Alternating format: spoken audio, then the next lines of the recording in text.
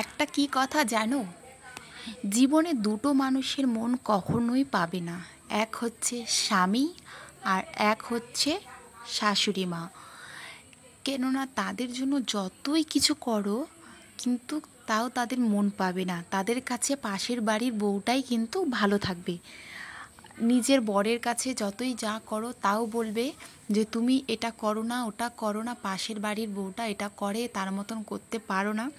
আর এটা দেখবে একটা শাশুড়ির ক্ষেত্রেও এই জিনিসটাই হয়, সবসময় পাশের বউই ভালো থাকে, ভালো হয়। তো যার স্বামী ভালো হয় না তার সবই ভালো হয়। আর যার বলেন একটা কথা, যার স্বামী ভালো হয় তার জীবনে কোনো বন্ধুর প্রয়োজন হয় না, আর যার স্বামী খারাপ হয় না তার জীবনে কোনো শত্রুরও প্রয়োজন হয় না। এরকমই একটা ব্যাপার। তো যাই হোক, আজকে রোববার ছিল, সকালবেলা ইলিশ মাছ রান্না করেছি, চিকেন রান্না করেছি, রান্নাবাড়ি করে সব কাজকর্ম করে এটা হচ্ছে বিকালবেলা। বিকালবেলা হচ্ছে আমি ফুচকা বানিয়েছিলাম, তো আমার হাজব্যান্ড বলল ফুচকা খেতে ইচ্ছা করছে, তার কথা মতন ফুচকা বানাতে শুরু করে দিলাম। তারপরে হচ্ছে আজকে একটু তালের বড়াও বানাবো, কেননা অনেক দিন থেকে মানে এবছর তালের বড়া বলতে গেলে খাওয়াই হয়নি। আর আজকে সারা দিন মানে খাওয়া খাওয়া খাওয়া, আজকে সারা দিন যে এত সুন্দর গেল কি বলবো, মানে খাওয়া দাওয়াটা খুবই ভালো গেল। সকালবেলা ইলিশ মাছ, চিকেন, তারপরে এদিকে হচ্ছে আবার ফুচকা খাইলাম, তারপরে ওর বাবা আবার এদিকে পকোড়া নিয়ে আসছিলো, পকোড়া বলতে কচুরি নিয়ে আসছিলো, সেটাও খাওয়া হলো। তার মধ্যে আবার আজকে মা বানিয়েছিল ডাল মানে কী হলো ওটা, ডাল পরোঠা।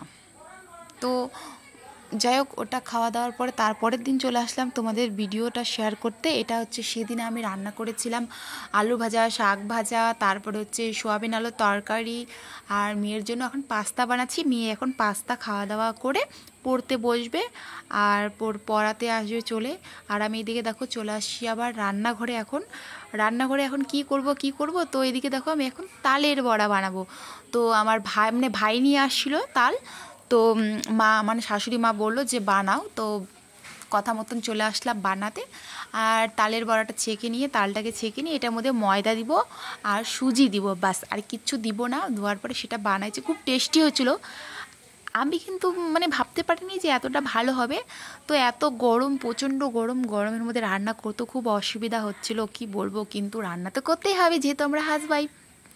তো হাউসওয়াইফদের তো রান্নার কাজ আর কি কাজ। যাই হোক, তো রান্নাটা আমি করব, বড়াটা খুব সুন্দর হয়েছে।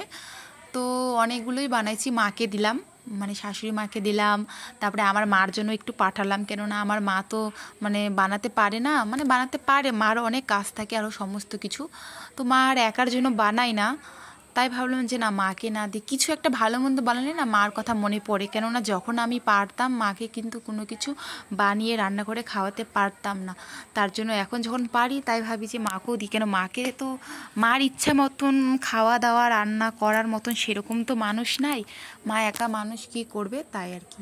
তো চলো আজকে ভিডিওটা এখানেই শেষ করছি, সবাই ভালো থেকো, সুস্থ থেকো।